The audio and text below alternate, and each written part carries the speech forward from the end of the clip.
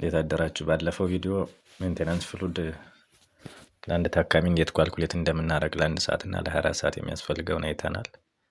በዛሬው ቪዲዮ ደግሞ ሜንቴናንስ ፍሉድ ስንሰጥ ለታካሚ ግምት ውስጥ ማስገባት ያለብን ነጥቦችን እናወራለን። በባለፈው ያየነው ቀመር ለሴንሲብል ሎዙ ነው ልንለካው የምንችለው ወይም ሜዥር አድርገን ቁጥሩ ልናውቀው የምንችለው ከሆነ ነው የባለፈው ቀመር። የዛሬው ሜንቴናንስ ፍሉድ ላይ ብናስቀምጠም ልንለካቸው የማንችላቸው ኢንሴንሲብል ሎዞች አሉ። ሁልጊዜም እሱን ግምት ውስጥ ያስገባ ፍሉድ አድ ማድረግ መጨመር ይጠበቅብናል ከሜንቴናንስ ፍሉዱ ላይ። ስለዚህ ኢንሴንሲብል ሎዝ ላይ ለአንድ ታካሚ ሜንቴናንስ ፍሉድ የምንሰጠው ከሆነ ለ24 ሰዓት ከ300 እስከ 500 የሚል መጨመር ይጠበቅብናል ኳልኩሌት አድርገን ካገኘን ሜንቴናንስ ፍሉድ ላይ ማለት ነው። ሁለተኛው ሃይግሬድ ፌቨር ላላቸው ወይ ደግሞ ትኩሳት ላላቸው ታካሚዎች እንግዲህ ፍሉድ ሉዝ ልናደርግበት የምንችለው አንደኛው ሜካኒዝም ፌቨር ስለሆነ ከ37 ዲግሪ ሴንቲግሬድ በላይ የሙቀት መጠን ላለው ማንኛውም ታካሚ ከ2 እስከ 2.5 ኤምኤል ፐር ኬጂ ፐር ዳይ ፍሉድ ከሜንቴናንስ ፍሉድ ላይ መጨመር ይጠበቅብናል። ይሄ ፌቨር ላላቸው ታካሚዎች ነው።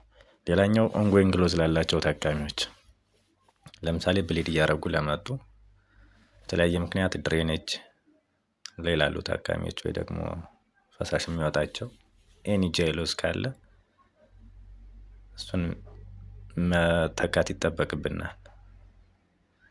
ለምሳሌ 1 ኤምኤል ብለድ ሉዝ ቢያደርጉ ሊተካው የሚችለው 3 ኤምኤል ክሪስታሎይድ ነው።